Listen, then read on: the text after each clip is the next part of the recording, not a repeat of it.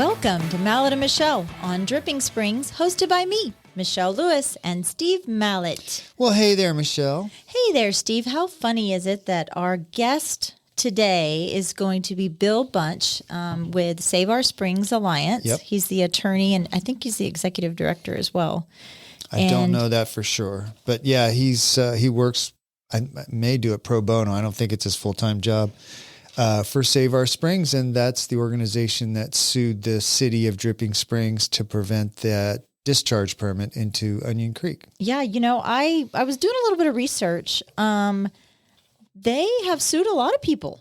Yeah. A lot of people. I just to kind of run through just a couple of them that I found: the expansion of the Austin Convention Center, TxDOT, Lazy Nine Mud, AISD, City of Austin, City of Kyle, City of Dripping Springs, San Marcos River Foundation, the Texas Commission on Environmental Quality, and then of course, you know, which I remember hearing about them from the early 90s was the Save Our Salamander lawsuit. Yeah. Yeah, I'm interested to hear what his take is on our water crisis here in Dripping Springs and what their solutions are instead of just, you know. Well, yeah. Do we have solutions?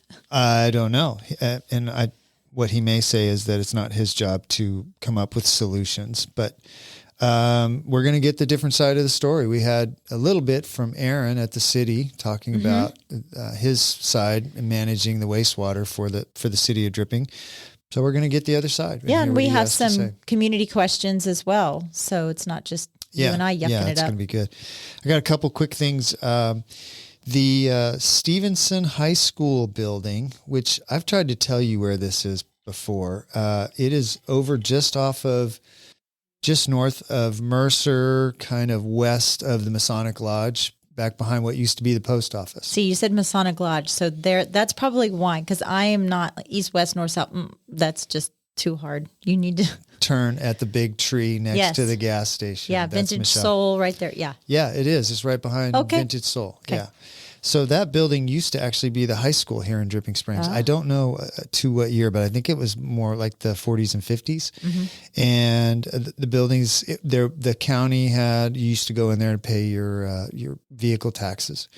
And it's been shut down for a while and kind of fallen in a little bit of disrepair, but the city is spending money to redo that building. They've come up and it's passed they've approved a certificate of appropriate application for that area because it's in the historic district. Really? Yeah. What is it going to be? A pizza joint?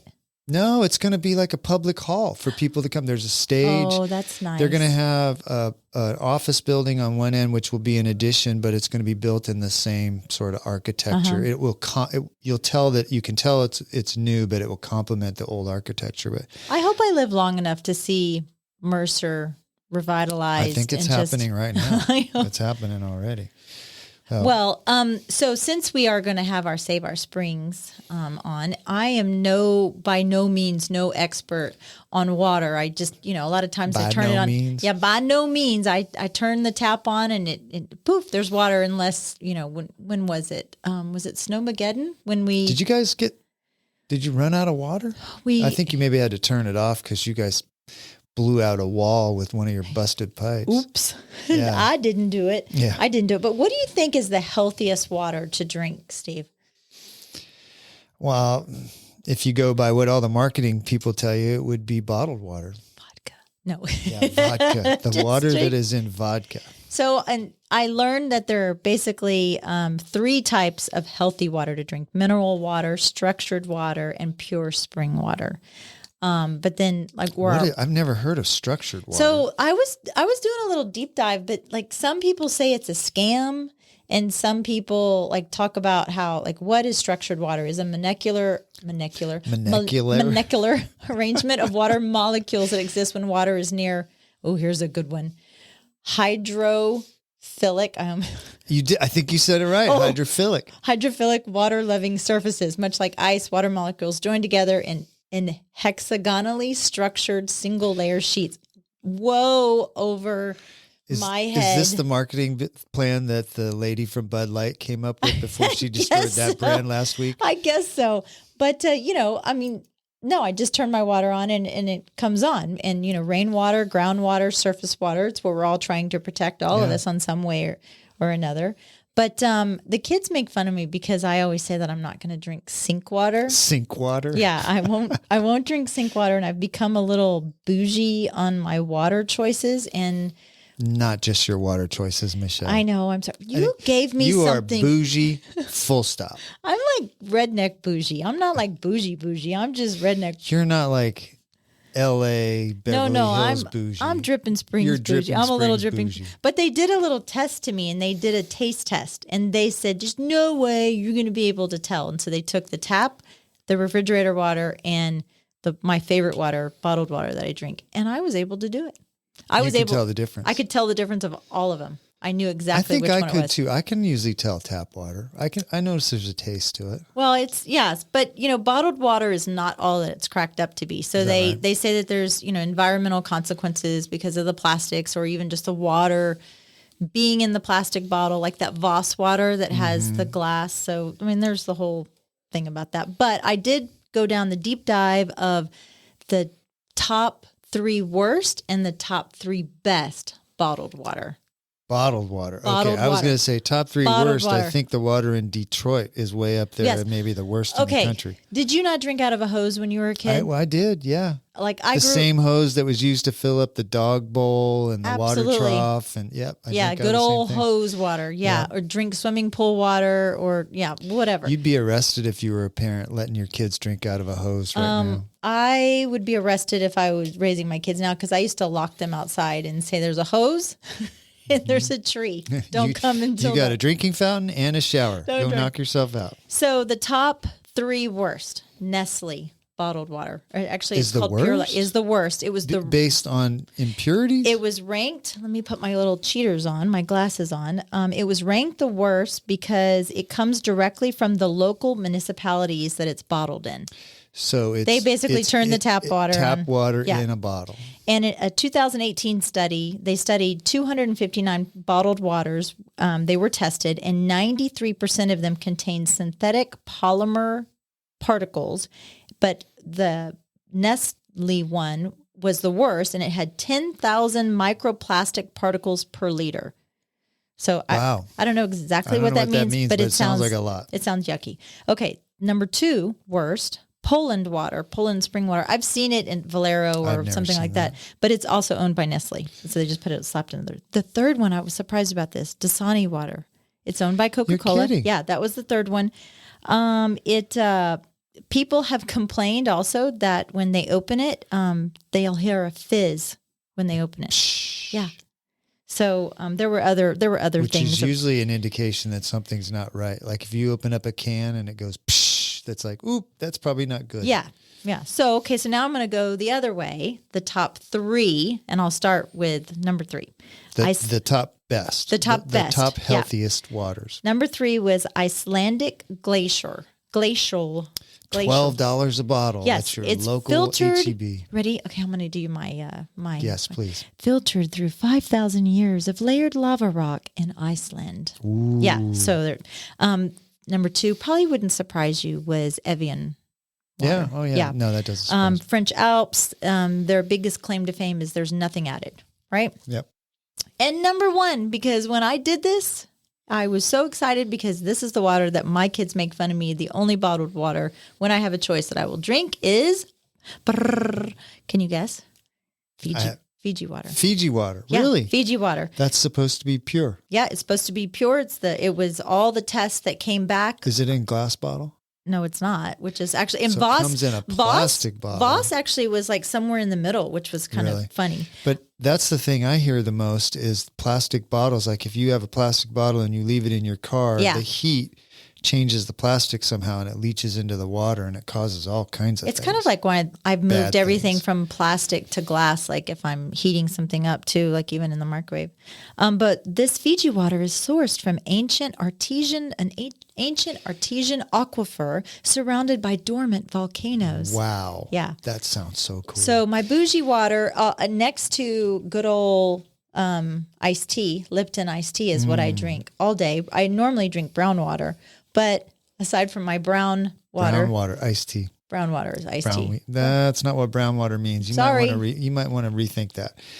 I got the brown water. Brown it's delicious. water, actually, or gray water is actually that's the gray worst. water. Yeah. Do you get your Fiji water from Costco? I do. They sell it at Costco? Yeah, I do. Might have to do that. Yeah, I really like it. And it's the little square bottles. It doesn't fit in my cup holder, but Well, that's all right. You get but over I like it. Yeah. Well, speaking about water, I've been doing a little research on Barton Springs since we have Bill Bunch coming in.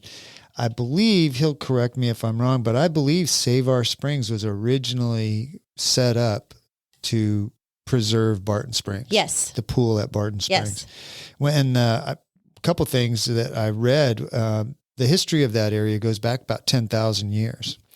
And obviously it wasn't a swimming hole. I mean, there was a swimming hole because there was pools, but there wasn't a dam on both ends back then. There wasn't a diving board 1,000 years ago? 1,000 years ago, yeah. But there was a drought somewhere between 3,000 and 6,000 years ago that brought the Lower Pecos natives to this area seeking out water. And they came because of the Barton Springs, Comal Springs, and San Marcos Springs, because, out in the plains, it was all dry and there was no water, and they came here. So those tribes actually migrated here just because of the water. And the diving board. And the diving board, yeah. And so I know most of the people have listened. I hope you've been there. If you haven't been there, it's definitely a treat. You got to go. It's a 900-foot long natural swimming pool. You can, if you have goggles on or a mask, you can see all the way down to the bottom. You can see fish moving around. It's gorgeous, beautiful. There's four springs that feed that area. Mm-hmm. A lot of people think that it's fed by water coming down Barton Creek. Uh-huh. And actually, there is a spring upstream from Barton Creek called the Upper Spring. But the water from the Upper Spring and the water from Barton Creek is actually diverted around Barton Creek. So the only time that water gets into the creek is when we have so much rainfall that the diversion can't handle it all. Then it comes over the dam. That's usually when you see that they've closed it because of, it's got some kind of bacteria in it, or the water's real murky. The algae. I they'll know close that it for a few days. I was going to ask you about this, about the Barton Springs. Downstream from that is the little waiting area. Uh-huh. And they were talking about that neurotoxin that is... I think that's from the lake. That's because present. That connects to the lake. Well, these dogs were croaking left and right because of this. So how is it that Barton Springs, that's what I don't understand. How is it that Barton Springs pool is safe to swim in, but the dogs can't swim in downstream? That dam, the water's coming from the dam into that area because it's not an amoeba. What is it called? It says, this one, so I looked it up while you're talking. Algae samples taken at Barton Springs, yep. a popular wading area downstream from the Austin's iconic Barton Springs pool, have tested positive for a potent neurotoxin after the city, this was in 2022, earlier this month, reported that a dog had died July 10th within an hour of swimming there. So I don't get how that works. I'm doing the Tex try there this next month. Don't drink the water. I get to swim in that lake. I was a little nervous about that. I know that the water there, obviously, it's probably one of the reasons Save Our Springs was created, was the water's not as pure as it used to be. When you have all this development and you have people with yards and the developers moving things around, and you can't stop development. No, maybe you I can, agree, but I'm just saying that's one of the reasons the water is not as pure as it used to be. But there's actually another one of the reasons to Save Our Springs was there's two salamanders that live only in the Barton Springs. Uh-huh. The Austin blind salamander and the Barton Springs salamander. They thought they only lived in the Barton Springs area. There's actually... But has that been proven wrong? Well, they found them, the Barton Springs salamander, they found them in a tributary of Onion Creek right here in Dripping Springs in 2018. Yeah. Oh. I never heard about that. So why is it important for us to save the salamander? What is I it think so special about I don't salamander? know. It definitely doesn't do anything for society, but I think it is important. Does that make me sound like a dick? Kind of. We do. We want to preserve nature for, if you think about it's a slippery slope, right? Okay. Yeah. It's a little tiny bug and, who cares about a little bug? Well, it's a little tiny fish that eats the bug. Okay. Well, it's a little tiny fish. Who cares? Well, it's a raccoon that eats the fish. That eats the bug. Yeah. But you see what I mean? Yeah. You know, it isn't just that one particular animal. It affects so many things. I guess I'm just asking the questions that people no, think in I their agree. head, right? No, I think we can get carried away with that. You know, some of the stuff that they're doing in California where they're not allowing people and farmers to get water because there's some little tiny fish, so millions of people don't have good, clean water because of this tiny little fish that probably could live in a million other places, but it exists right there. So, I mean, it's always going to be a balance, right? But Barton Springs, I would think up until just recently, it was one of the main reasons people came here to Austin. It used to be, in the 70s and 80s, the reason people came to Austin was because of its natural beauty. And then the music scene started and our cultures changed a little bit. And now it's like a cool happening place to be. And there's a ton of jobs here. Now Barton Springs is just like this cool thing that you can go do on a Sunday. But people used to come from all over to bathe in Barton Springs. In fact, Robert Redford did a documentary in 2008. I didn't write down the name, but this was after he paid Robert Redford? Yeah, after he paid $1 million to sleep with Demi Moore in Indecent Proposal. But he did a documentary about how the Barton Springs was being poisoned by development in the Austin area. That was way back in 2008. So way back in 2008.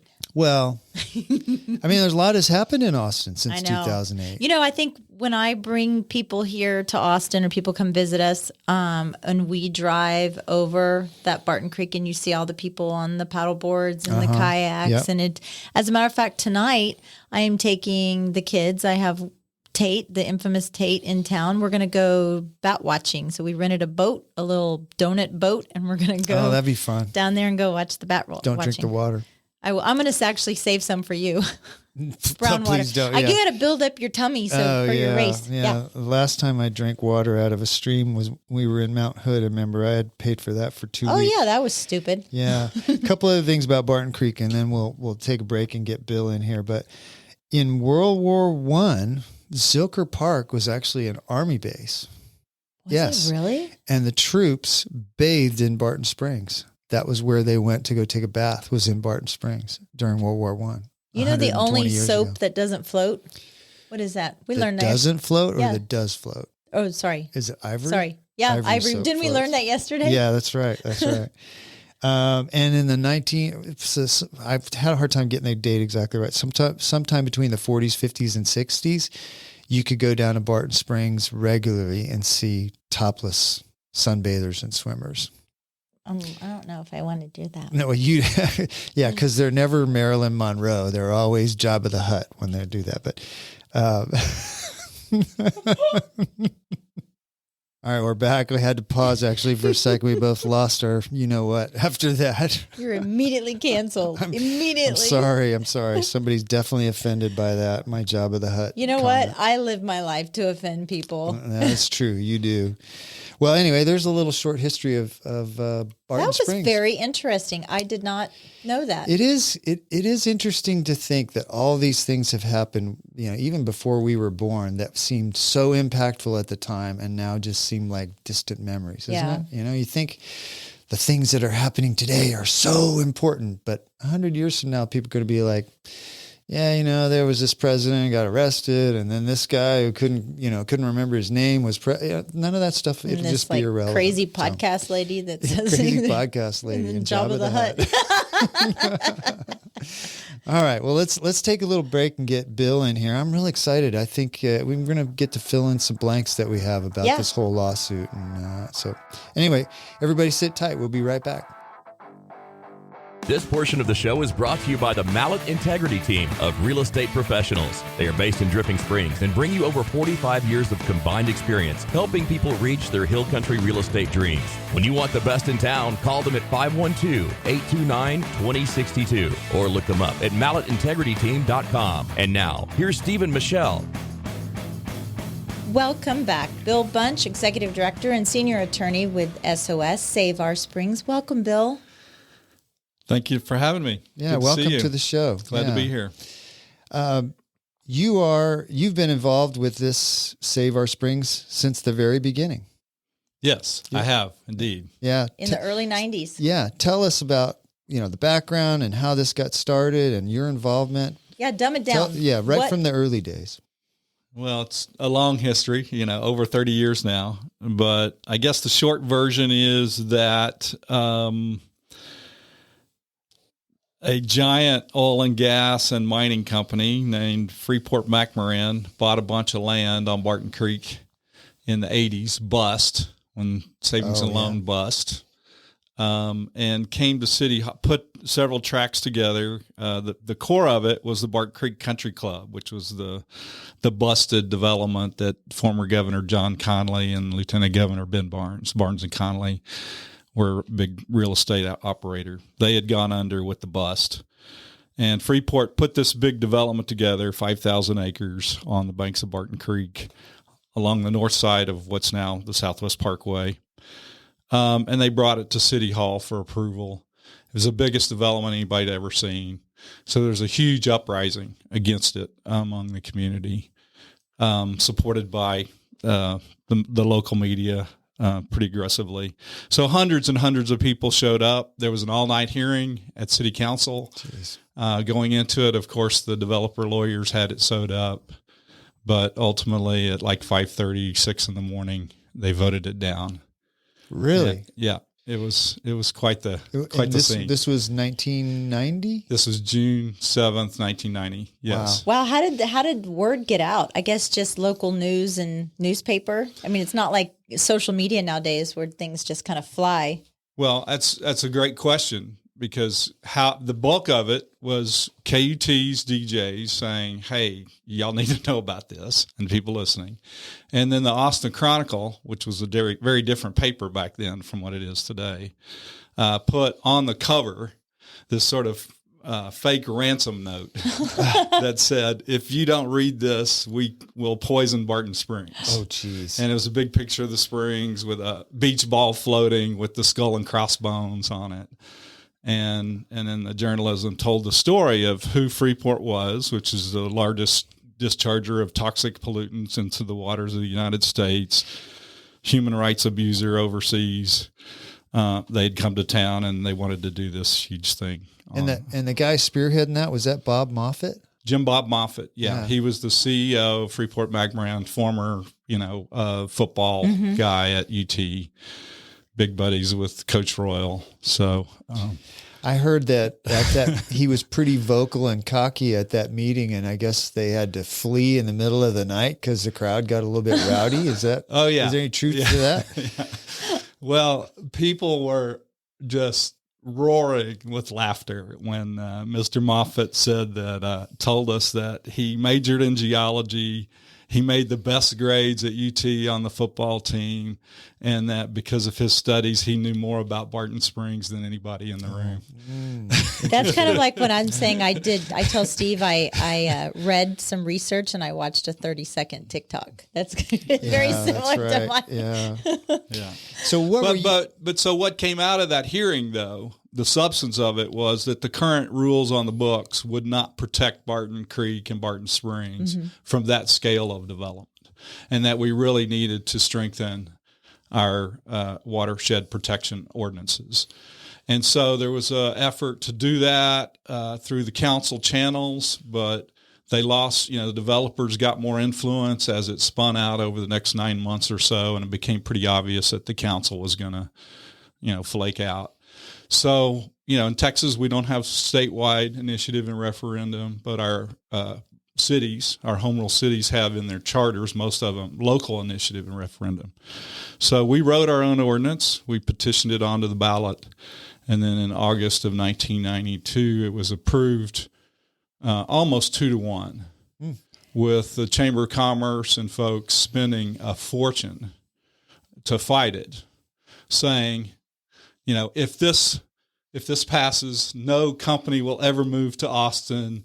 We're anti-business. Nobody would dream of investing another dollar in Austin.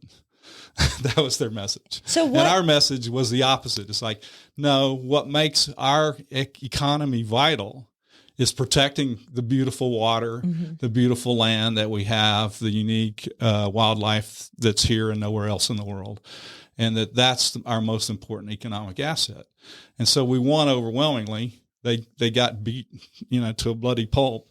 And of course, who, when you say they, the city council or the developers? The developers, and the Chamber of Commerce who were fighting the ordinance, leading up to the vote. But has anything been built there since? Or is that all, like you said, it's on Southwest Parkway. So that's all the Edwards Aquifer watershed. It's been developed since then, right? Well, it passed overwhelmingly. The chamber woke up and said, "Oh, that's the great message." So, they adopted. They finally adopted that, and they didn't adopt it in honesty. They adopted it just as a sales pitch, unfortunately, because they're still fighting protecting the springs. Mostly, for the most part, there's a few things that we've been able to align the business and environmental community on, but. What happened is they then went to the state legislature and got this horrible state grandfathering statute passed. So since that time, a whole lot of development that you've seen in the Barton Springs watershed that's within Austin's jurisdiction, so it doesn't reach out here in the Dripping Springs jurisdiction, but in the city of Austin, city limits and ETJ. A whole lot of what we've still seen develop is under the pre-1992 weaker ordinances. Sadly. However, we did subsequently get the Barton Springs salamander listed endangered, the Austin blind salamander later also listed endangered. And so that sort of federal overlay has helped provide some additional water quality and quantity protections to the springs and the aquifer and watersheds that feed the springs. That's interesting. Yeah. That's really interesting. That area down there, it is a jewel of Austin. It is, people come from literally all over the world to see Barton Springs and swim in the springs, but it is getting really built up down there. So do you guys feel sometimes like you're fighting a losing war here, that you're just sort of having these battles and eventually it's not going your way, or do you feel like it's been successful? Well, it's been mixed. Yeah. We're still doing it, and I'm still excited to be an advocate for protecting the watersheds that feed Barton Springs. But we haven't made as much of a difference as we need to make. A lot of the city went subsequently, and the county and Hayes County as well, to buy land, buy conservation easements, and take it out of the development pool permanently. We still need to do a lot more of that. So the way we see the picture today, which I think will be important for your listeners,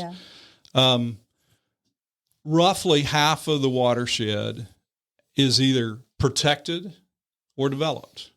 And the other half, which is mostly this upper part of the watershed and the Dripping Springs area, western Hayes County, is still up for grabs.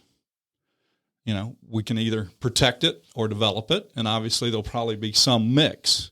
But how that mix shakes out will really determine if the springs go down the tubes or not. So, it's the spring, the fate of Barton Springs is still up in the air. When you talk about conservation efforts, Steve has talked about in the past that for a state of our size, we truly do not have enough public land, parks. I've lived in a lot of different places, and the state of Texas has a lot less public land than any place I've ever lived. So why wouldn't the state of Texas then purchase that land to protect the water? Well, that's a question for Bill.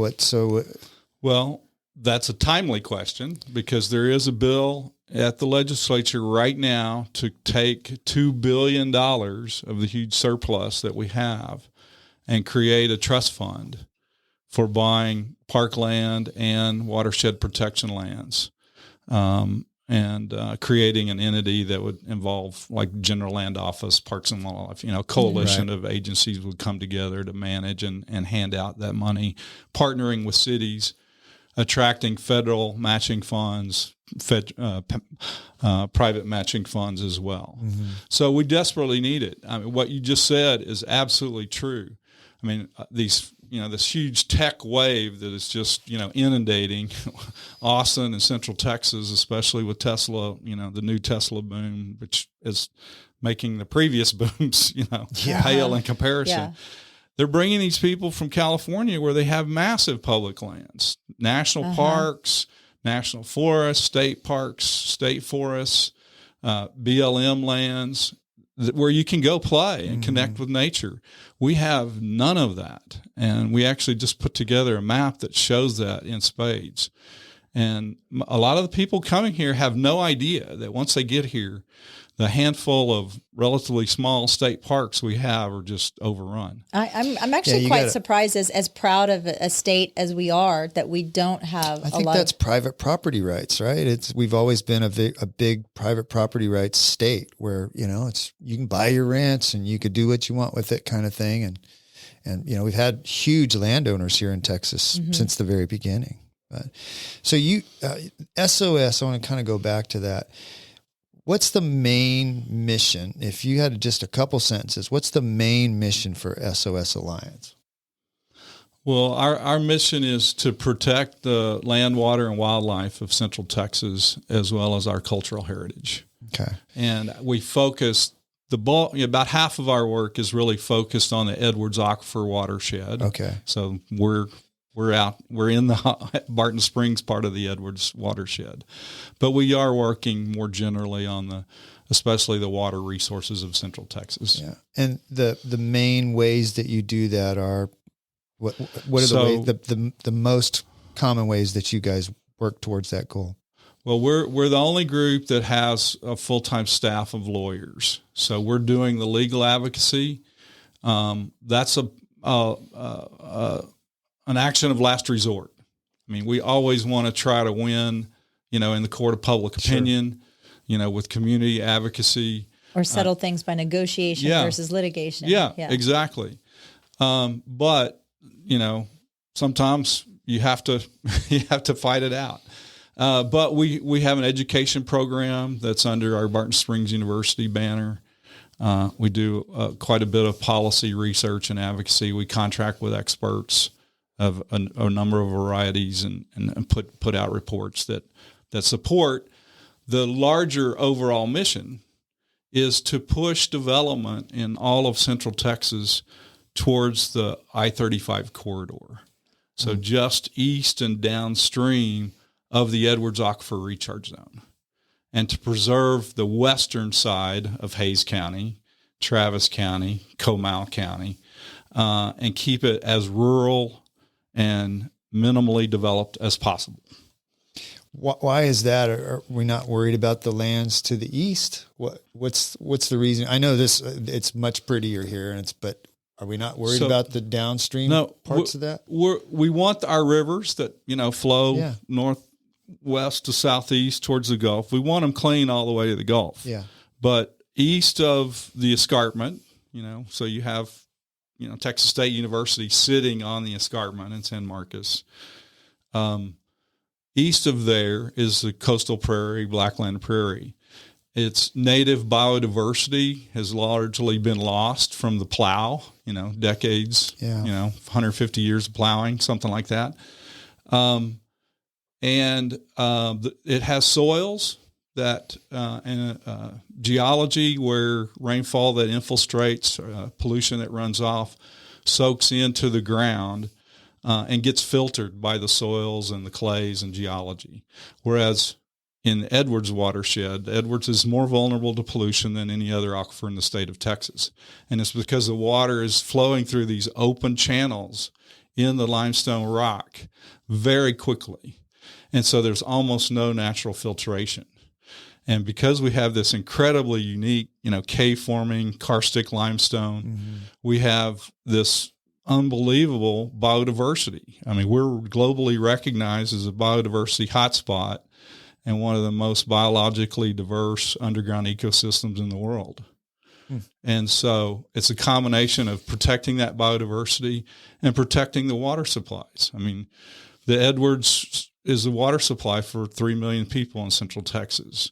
Primary water supply for San Marcos, Buda, and Kyle. The upstream, the contributing watershed here in Dripping Springs is the Trinity Aquifer, whereas the surface runs down and feeds the Edwards downstream. But it's also a somewhat karstic limestone formation. It's a little bit tighter. It doesn't yield near as much water, so the springs are much smaller. But it has pockets of karst where we find endangered Barton Springs salamanders. Yeah. Right out here in Dripping Springs, for example. Yeah, that was just, we were talking about that in our monologue, 2018, they found that.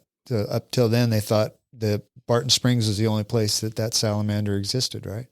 Well, they had started to find them in a few other places, like South Austin, Driftwood area. Okay. But this was the first time, I believe, that they had found them in a Trinity spring. Okay. So very close to the confluence of Onion and South Onion Creek, near the Charo Ranch Park. Yeah. Are you guys, so litigation is one of the things you do. Are you involved in politics? Do you support candidates? Is that a facet of what you do? So we are a 501c3 nonprofit charity. And the one absolute no is we cannot support or oppose candidates for public office. Okay. We are allowed to do some limited amount of lobbying on ballot measures, bond packages, for example, and, on legislation or ordinances. Okay. So we do that. We do not do candidate politics. Okay. I was gonna ask you, getting kind of just down to brass tacks, like what is the issue here in Dripping Springs? Like why are we having litigation and the lawsuits? If you can kind of just give us the elevator speech of what's going on here in Dripping. Well, as you know, there's a lot of growth here. A lot, yes. That was made possible by LCRA building a water pipeline out here, from Lake Austin to make a whole bunch of what we're seeing now possible.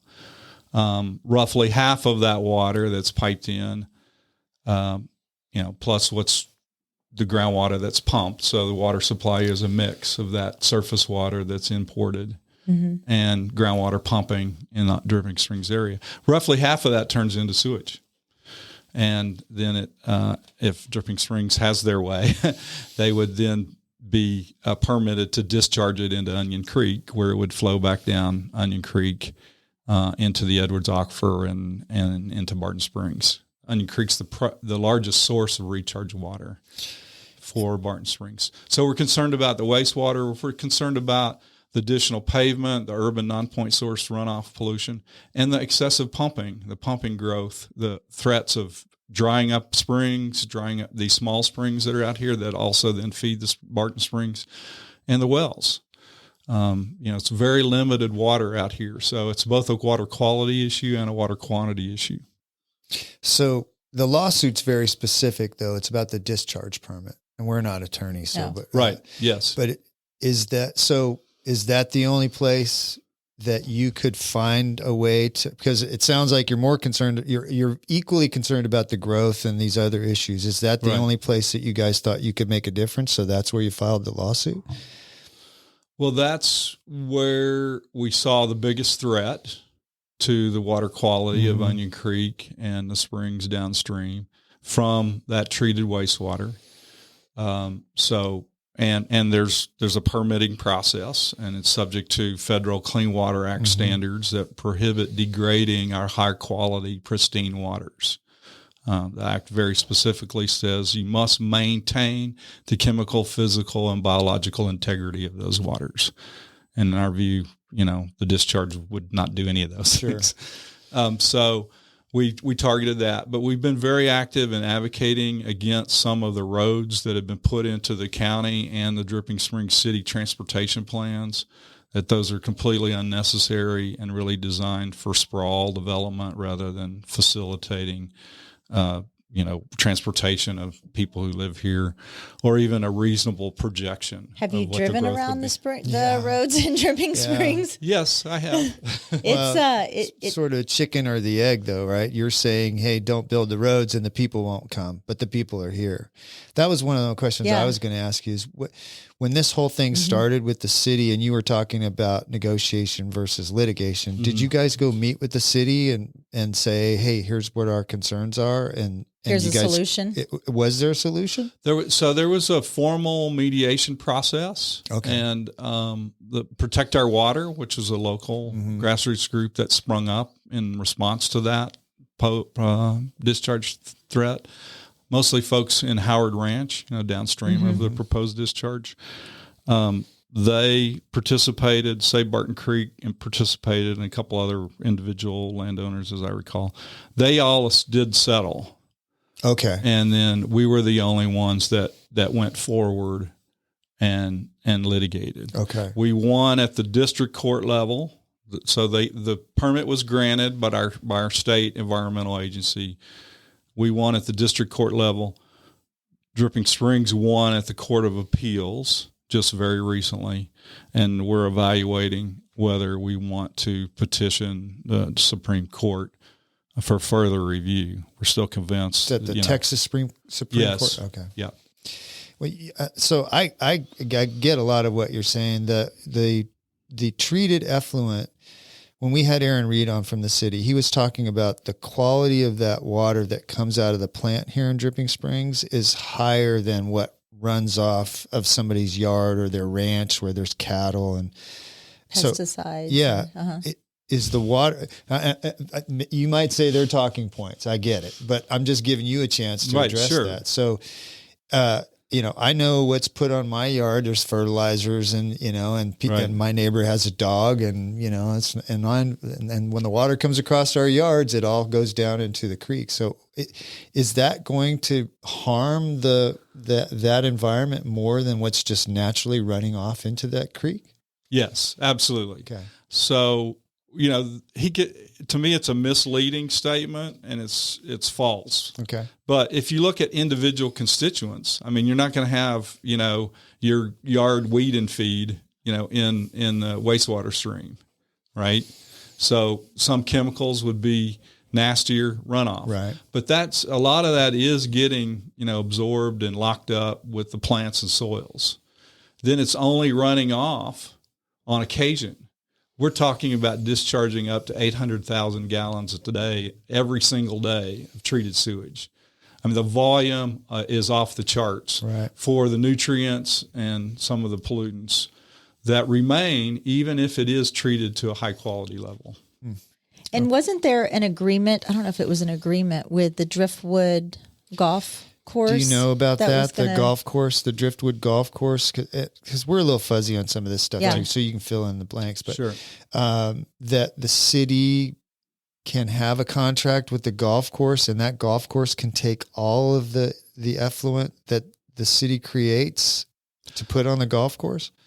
Right. And I'm aware of the agreement. I'm not remembering the details.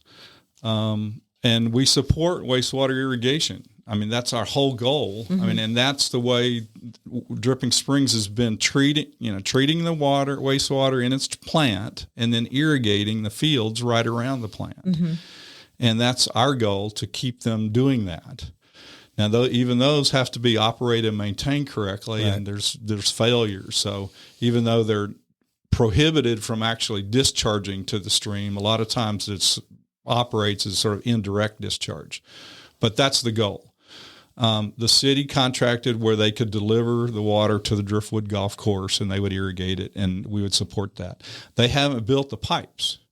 And our suspicion is that what they want to really do is just dump it in Onion Creek and get what they call a bed and banks permit, let it flow down the creek, and then have the golf course take it out. Why haven't they built the pipes? Why wasn't the golf course required to build the pipe as well as part of their development?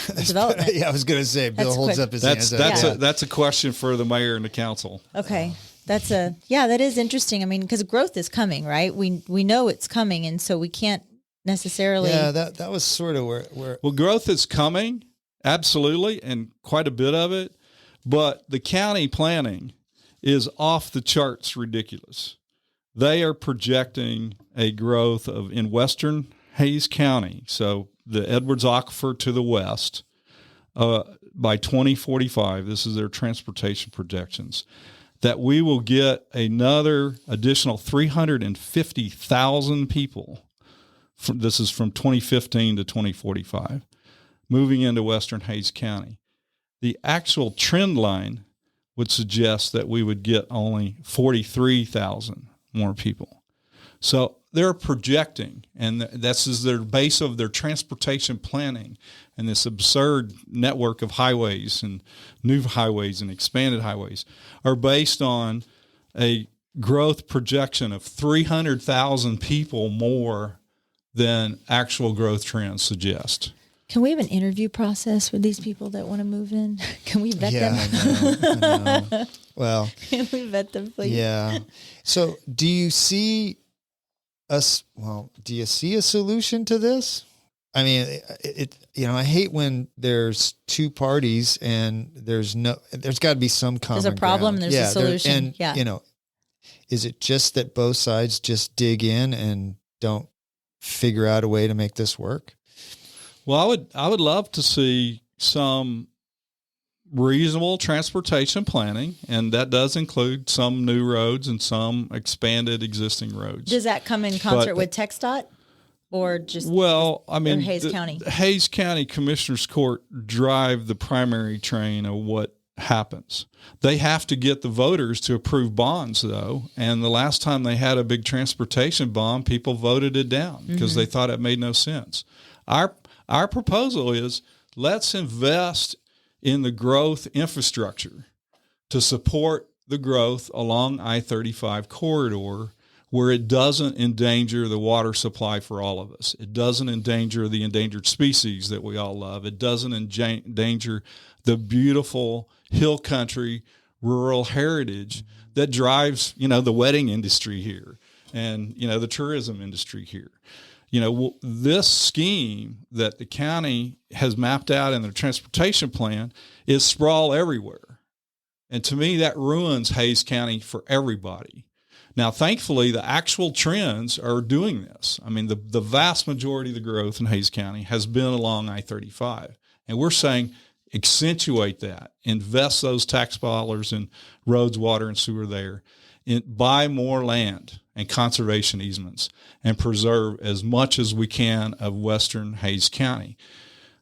We do that, there's still going to be growth. I mean, people are going to still move here, but it would be significantly less if we're taking land out of the development pool and preserving the rural heritage of the area. Yeah. Do you consider yourself or SOS as which I've heard often throughout the community that you're anti-growth here in Hays County?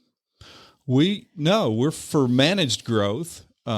Absolutely. And that's, we've been saying this for years, if you just look at the natural resources of our region, there, God and science tells us there's a dividing line that makes sense. And it's the downstream edge of the recharge zone where these open cave and karst and fractures in the limestone are exposed at the surface.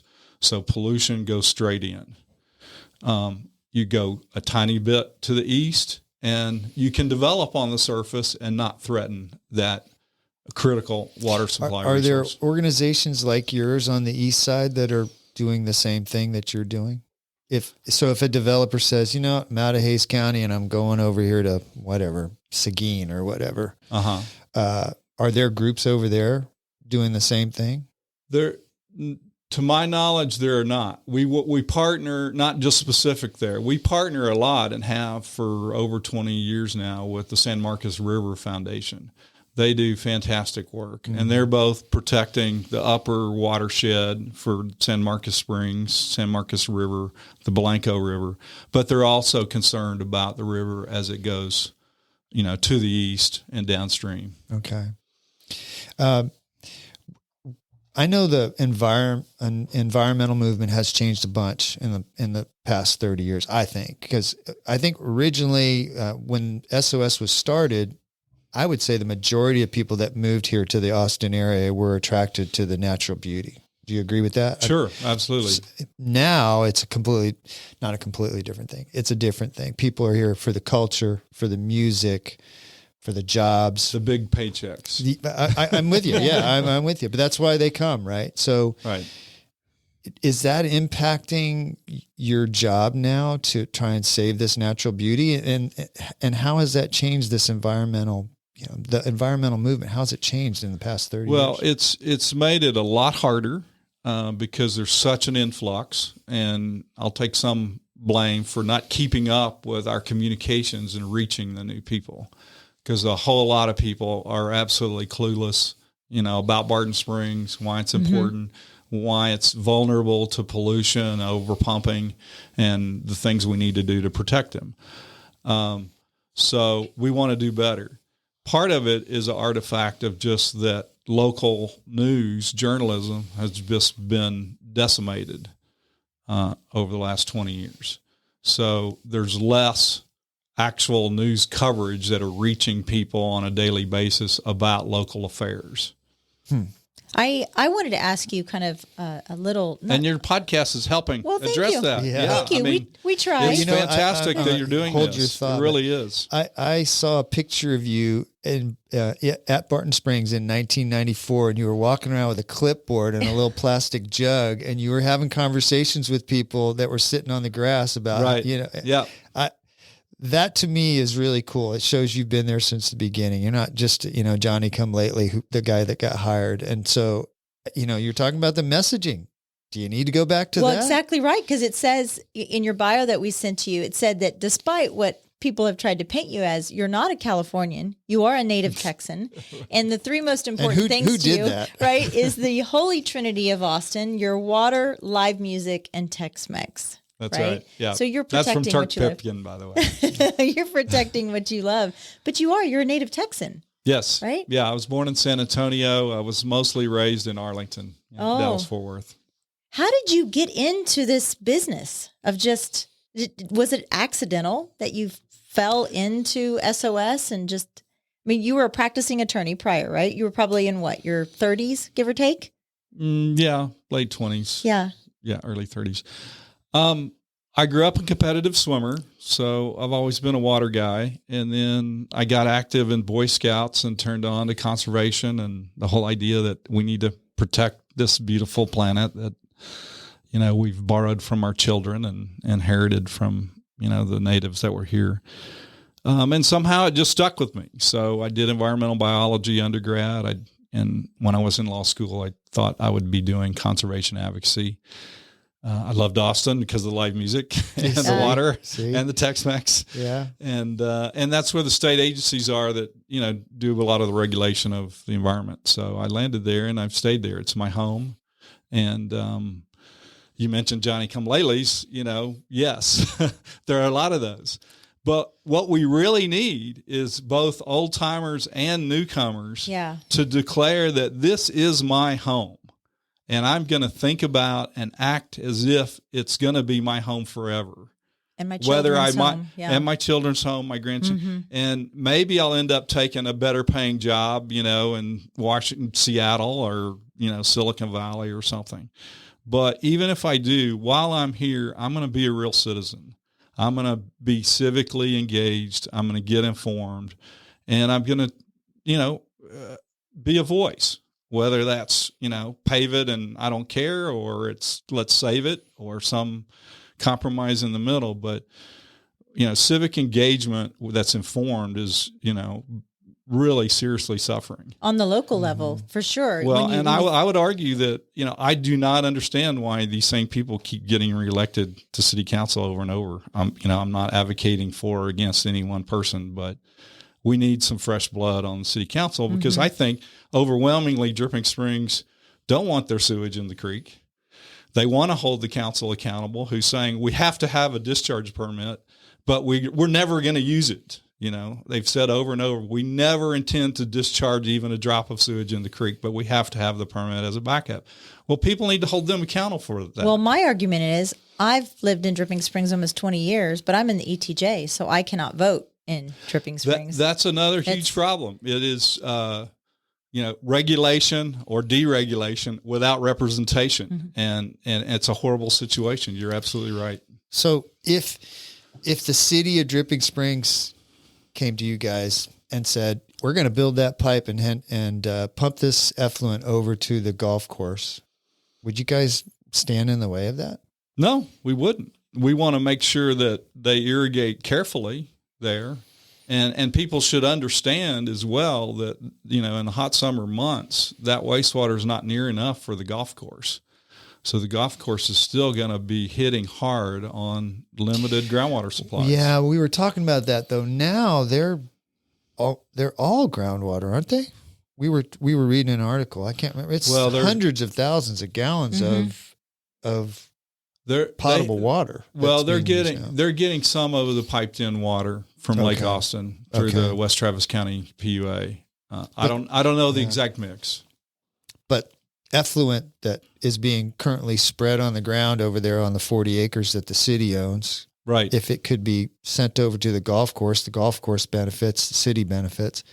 I don't know. I tend to oversimplify these things, but it sounds to me like there is a solution. Yes. Again, we want to make sure they do it carefully. We'd be concerned about that, but I don't know why they didn't build the pipeline already, other than just cost and. What I don't really understand, and again, kind of fill in the blanks for me a little bit, is when we went through the water moratorium or the building moratorium here in Dripping Springs, and it kind of stopped. And it was like all had to surround to do the wastewater. One of the questions that we had from the community was, is it better to have our wastewater in Dripping Springs managed by a developer or a full-time city employee who can be on call 24/7? And because these smaller neighborhoods, even kind of surrounding us, they had to have their own wastewater plants. Yeah, we're starting to see that, Bill, where the developer, Belterra, they have their own wastewater treatment plant. It's sprayed on the ground, but when you have 40 developers doing their own plants, I would think that would create more problems than one plant with a lot of oversight on it. State law does favor what they call regionalization. So what you're saying, bring it all together and let's manage that one place well. There's a better argument in my view that spreading it out, and being careful with it, and like at Belterra and like they were going to do at Headwaters, there are no discharge permits. They're irrigating. They're not dumping it in the creek. Belterra has a limited right to discharge when the creek's really high or their irrigation area is saturated, and so they can discharge to the creek, Bear Creek, under those limited conditions. That's extremely rare. So that, to me, that's a much better option than what Dripping Springs we've been fighting over, which is we're dumping it in the creek and we can do that 365 days a year. Yeah, I've not heard anybody from the city say they want to dump the water in there, but I get what you're saying. You got to expect the worst. When a permit allows for it, you got to expect that it could happen. But everybody I've talked to at the city said, man, we don't want to dump water in Onion Creek. It just allows us. My understanding is kind of like what you said at Belterra. In certain situations, it would be allowed to be dumped into Onion Creek, treated. But so is there a difference with that? If you're saying Belterra has the right to dump it into Bear Creek in certain emergency situations, right, is that different than what the city of Dripping Springs has? It's drastically different. I mean, the Dripping Springs permit we're litigating over is literally up to 822,000 gallons every single day, every day of the year. And that's an unlimited permit, meaning I thought there was something in there about it only in emergency situations or... No, that's the Belterra permit. That's not the Dripping Springs permit. We might have to get some clarification on that, Michelle. But I'm going to pivot a little bit. I talking earlier about you walking around Barton Springs with your little money jug, but where's the money coming from now to support SOS? Who supports you guys? So the bulk of it is individual donors. We get a handful of grants from foundations. We get some business support from developers who are not developing in the Barton Springs watershed, but have consciously chosen to develop in other parts of the Central Texas region.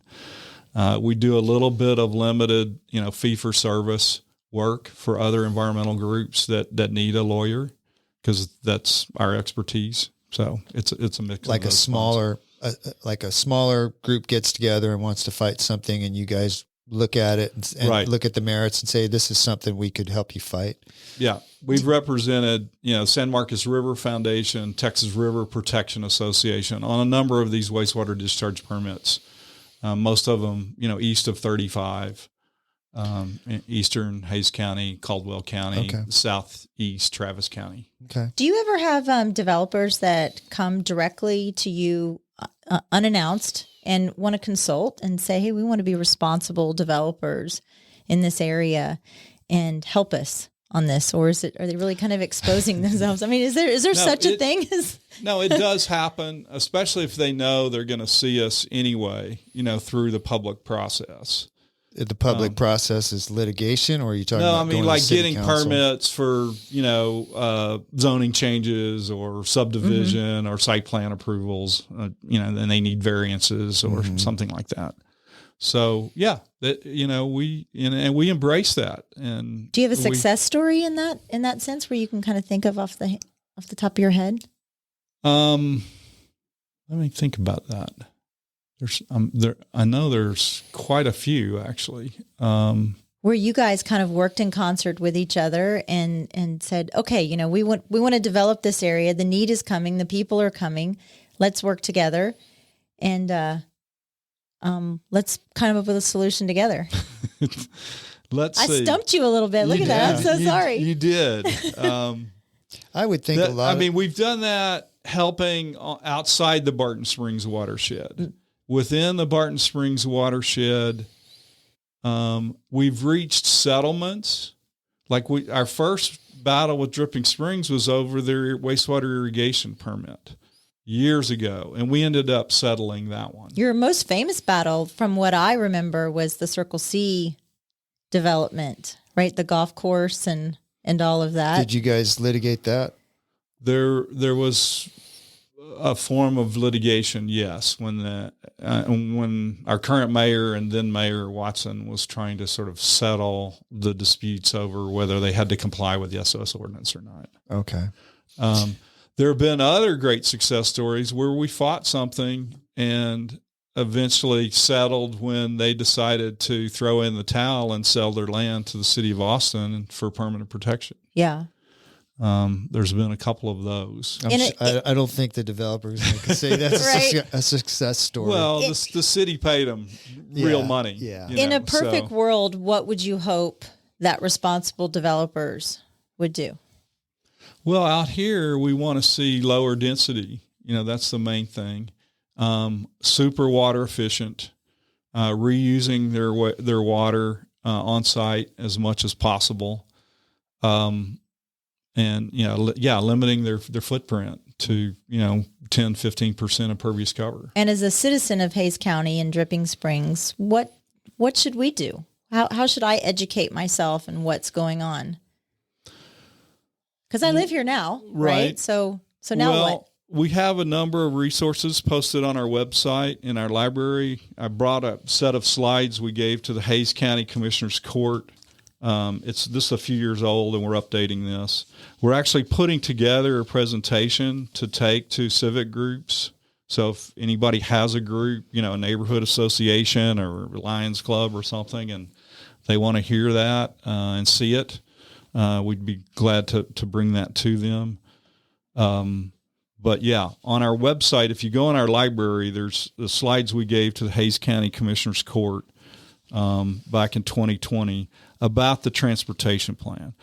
Out here, we're particularly concerned about the proposed extension of FM 150 west of 12. It currently tees in and dead ends at 12. And then there's a proposed new highway that would be basically from extending the south end of Mopac all the way down over Recharge Zone and City of Austin protection lands, all the way down to 150, at Driftwood. That proposal's just ridiculous and unnecessary. And this is on your website, yes. on the library portion. Yeah, under the library. SOSalliance.org. Okay. Yeah, we want our listeners to always know what they have an opinion on. What was the thing you said? Everybody's entitled to their own opinions, but not their own facts. Yes, exactly. Yeah. Where do you see the SOS Alliance going from here? What's in the future? Well, we're actively advocating with Travis County. They're looking at another bond package that would include more money to buy more conservation easements and land. We'd really like to see Hays County do that again. The last one they had passed overwhelmingly when their transportation bond, was voted down. The City of Austin, and we're engaged with Mayor Watson to include more permanent land protection in the City of Austin's next bond package. And as a home rule city, they can buy land out here, buy conservation easements out here, even though it's outside the city's jurisdiction. And then this legislation that's currently pending at the state that would create this statewide fund to buy more parkland and conservation, watershed protection land. Yeah. So we're in favor of all of that, but we'd also really like to see Hays County embrace this idea that, yes, we want to focus our taxpayer dollars in supporting growth infrastructure east and downstream of the recharge zone, along that eastern, Kyle Buda, San Marcos, I-35 corridor. And we really want to focus our public investments in the western part of the county, protecting the watershed, protecting our water for all of us, the endangered species, the rural, beauty and tourism economy. Yeah. I saw I didn't read a whole lot about it, but there's a Zilker Park vision plan. Do you know about that? That the city, yeah. Maybe I opened a can of worms there. It's just the little bit I read sounds like you guys will be opposed to that. They want to develop Zilker Park. What? Yeah. Really? Mm-hmm. Yeah. The city consultant's proposed plan, which is driven by Live Nation Ticketmaster, the monopoly that now has, majority control of ACL, and some other interests. They want to basically convert Zilker Park into an outdoor entertainment district with a lot more commercial activities. They want to spend $200 million building bridges and parking garages and 2 or 3 more venues. It's a disaster, and we want to see the park restored, rewilded, more of it be planted with trees. So it's an escape from city insanity. We have plenty of places to get drunk in Austin already. Y'all probably know that. And we're fine for some, large events. And if ACL can reduce the harm they're already doing to the park, they're welcome to stay. But if they can't, and our impression is they're busting at the seams, they want to keep growing. They're capitalists. They don't want to just stay the same. They really need to find another place that will hold those growth numbers they want to hit. Well, we were talking earlier about common ground. There's common ground there. I love Zilker Park, and I don't want that area to be developed. That's iconic. That's awesome. It is. You just said it right, Bill. It's a place of peace. You go there, you hang out, you sit underneath one of those great big oak trees and watch people running around with their dogs and flying kites. And it's right. I mean, it's a jewel. I'd hate to see that develop, and we'll kind of wrap up here, but who do you think is going to pick up the torch for you when you retire one day? Well, I don't know. We're working on that. I'm going to be hiring, and we're actually looking for people to cooperate with out here in Dripping Springs, either a part-time employee or full-time, and get, we have quite a few supporters out here, but there hasn't been a coalesced Dripping Springs voice for conservation like we see in San Marcos. Wimberley has it, quite a bit.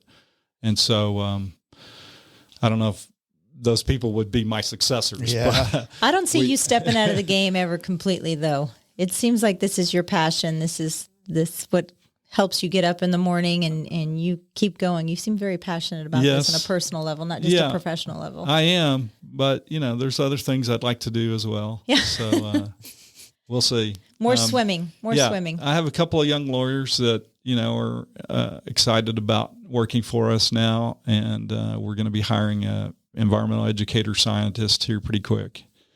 But we need other leaders to jump in. Yeah. Support these young kids. Yeah. Yes. Yep. Yeah. Yep.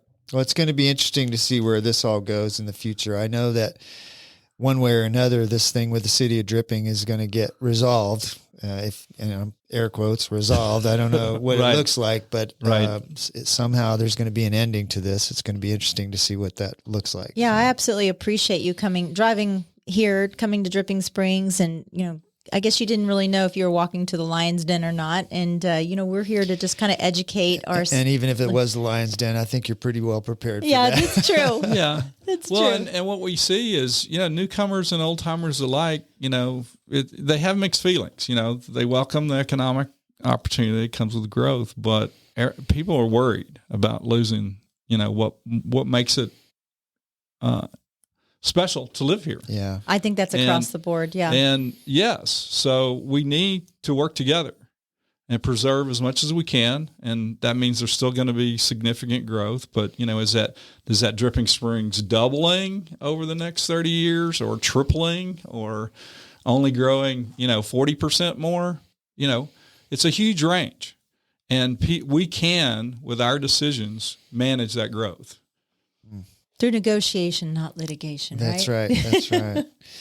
Well, I'm glad we had you on, Bill. I mean, we're increasingly living in a soundbite world where somebody makes their opinion based on one sentence on Instagram that somebody says, and so I'm glad our listeners got a chance to hear your point of view and your takeaways on what's happening out here. So, well, thanks for having me. Our I really pleasure. appreciate it. Yeah. Sure. Enjoyed it. yeah, Bill Bunch, everybody. SOSalliance.org, and thanks for listening. This show has been brought to you in part by the real estate pros at the Mallet Integrity Team. When you're looking to buy or sell, you need them on your side. Why settle for less when you can have real estate done right? Give them a call at 512-829-2062 or get more info at malletintegrityteam.com. You know you like us, so go now to Apple Podcast or Spotify and leave us a review. Why don't ya? We love your feedback and comments. Email us at malletandmichelle@gmail.com. Thanks for putting up with us.